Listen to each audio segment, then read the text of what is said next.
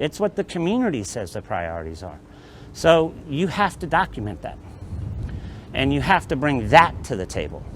And from that feedback, from that outreach, and Lord knows you ask people what they think or what time it is. They will tell you what time it is. From that, we get our priorities as an organization.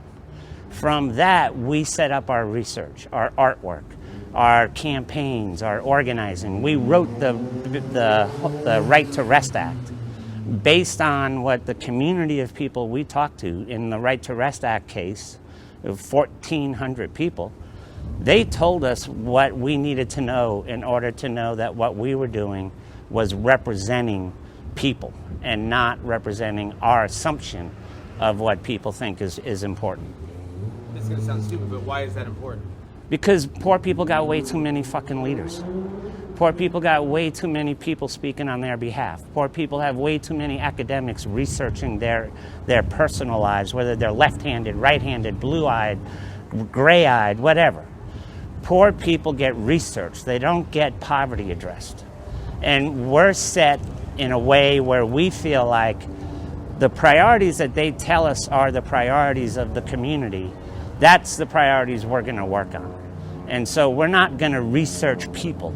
We're going to research issues. We're going to research funding trends. We're going to research reality.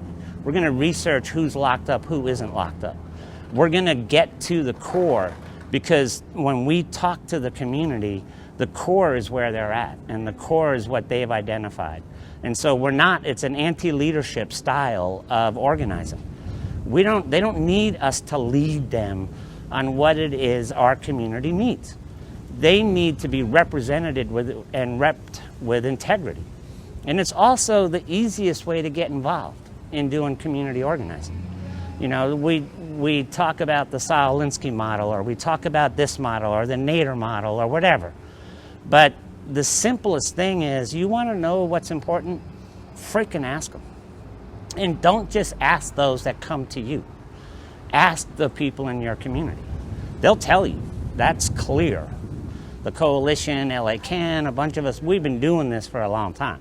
You ask a homeless person, not their date of birth, not their name, not their sexual preference, nothing about them, but about the issues in their community that are important. They will very clearly tell you.